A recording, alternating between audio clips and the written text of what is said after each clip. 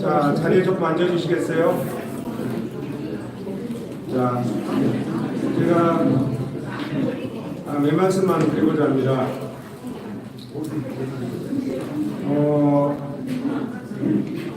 지난달 12월 6일 날 수원고등법원에서 CF버스터미널 소송 변론이 있었습니다. 재판장님께서 이런 말씀하시더라고요. 전례가 없네요. 딱 그런 거. 전례가 없네요. 제가 그 얘기를 듣고 자, 예, 조금 조용해 주세요.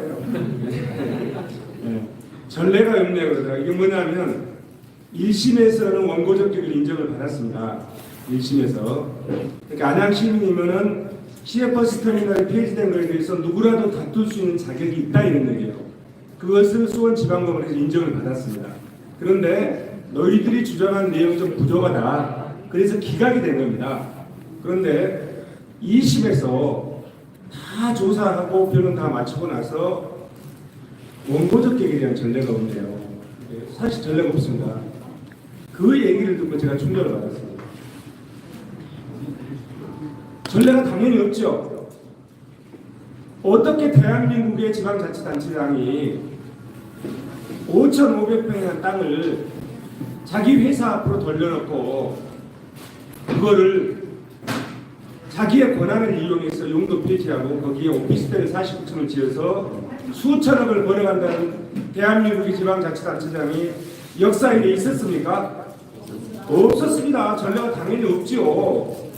그러면 전례가 없으면 이게 잘못됐으면 잘못됐다는 것에 대한 법원의 판결이 나와야 되는 거 아니겠습니까? 그런데 전례가 없기 때문에 합법성을 인정한다. 이런 뉘앙스가 풍겨서 제가 며칠간 고민을 했습니다. 자, 여러분, 국민의 재산권을 지키는 마지막 보루가 어디죠? 법원입니다. 법원. 국민의 권리를 지키는 마지막 보루가 어디죠? 법원입니다. 근데 법원이 자기 권한을 다 포기하고 국민의 재산권, 교통기본권이라고 하는 기본권을 지키기를 포기하고 국민의 권리를 지키기를 포기한다면 그러면 여러분 어떻게 해야 됩니까? 법원을 없애버리고. 내가 정말 고민했어요. 야, 이거 그러면 죽창 들고 나가는 얘기 아니냐. 그렇잖아요.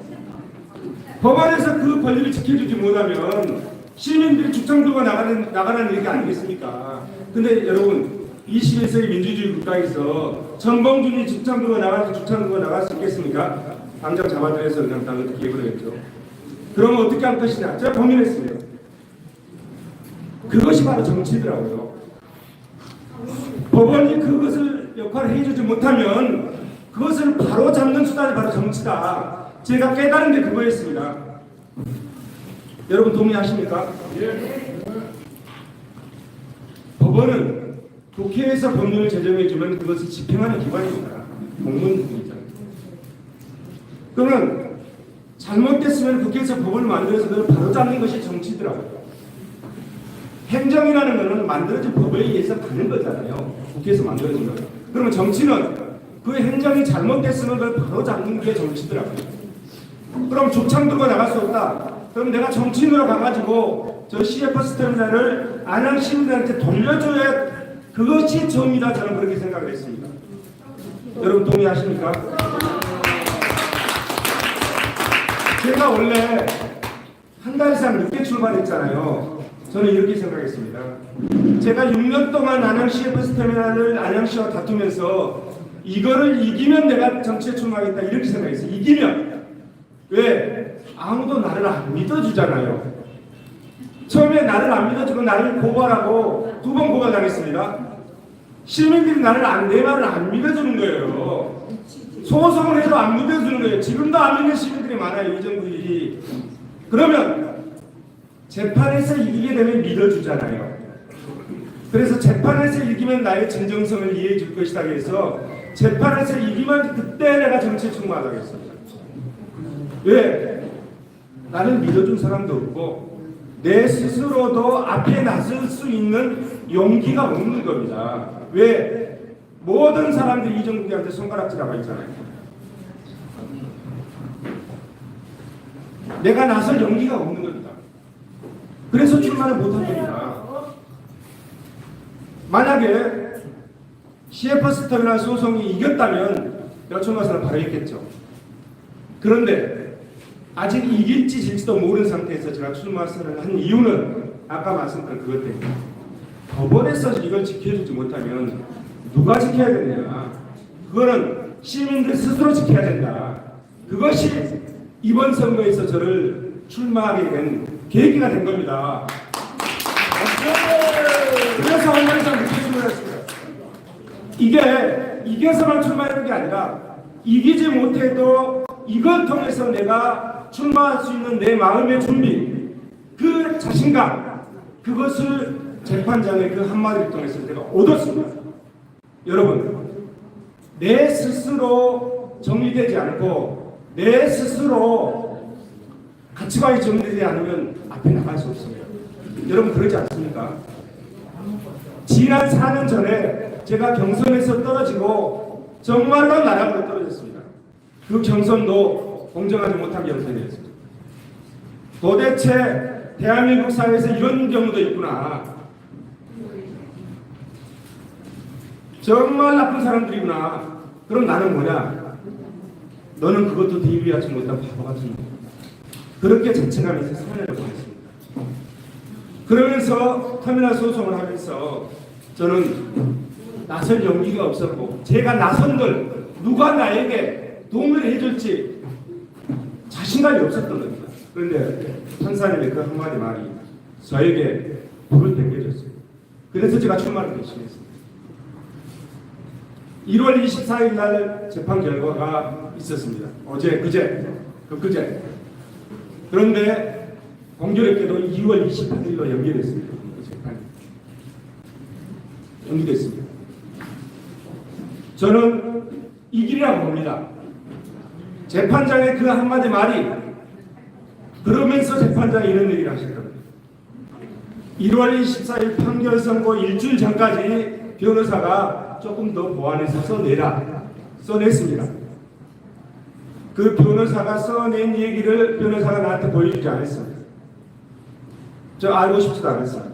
보통 변론을 내면 전부 다 원고한테 주거든요. 작년 연말 송년회를 하지 못해서 법무법인에 저희가 2곳을 선임했습니다. 2곳 법무법인을 선임했는데 연말 송년회를 하지 못하고 10년을 하면서 제가 만났어요. 제가 이 얘기를 변호사한테 그대로 했습니다. 재판장한테 내가 한 얘기를 그대로 전해라. 당신 때문에 내가 선거 출마한다. 우리 변호사가 심각하게 됐더라고요. 뭘 적었는지 구구절절 다 적었겠죠. 첫째는 논리를 적었겠죠.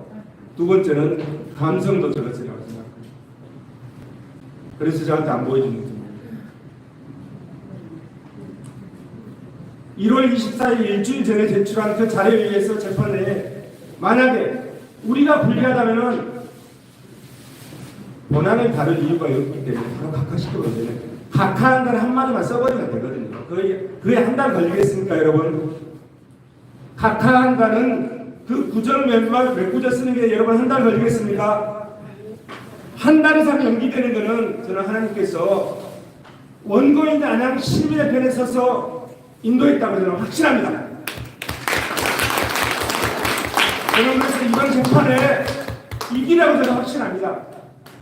그 한마디, 재판장의 한마디, 전례가 없다. 그거에 대해서 제가 충격을 받고 오늘 이 자리에서 했고, 그거에 대해서 제가 힘을 얻어서 도대체 그러면 대한민국의 정의는 어디가 있느냐? 그 정의는 누가 지켜야 되느냐? 여러분들이 지켜야 됩니다. 그리고 우리가 지켜야 됩니다. 그것을 뭘 통해서? 정치를 통해서 저는 지켜야 된다고 생각합니다. 여기 계신 분들이 정말로 저와 함께 해주신다면 이제 한 달 남았습니다. 한 달. 경선 한 달 남았습니다. 한 달 동안 경선을 해서 지난 4년 전에 정말 터무니없이 당했던 그 처절한 패배를, 경선의 패배를 여러분들이 저를 이끌어 주시면, 후보를 만들어 주시면 그 힘에 의해서 정말 대한민국의 정의를 지킬 수 있는, 사법부에서 지키지 못한 정의가 있다면 정치권에서 정의를 지키고 정말 대한민국의 바를 점자 나라 국자, 나라를 바르게 인도하는 그 자세로 여러분들과 함께 가도록 하겠습니다. 도와주십시오. 감사합니다.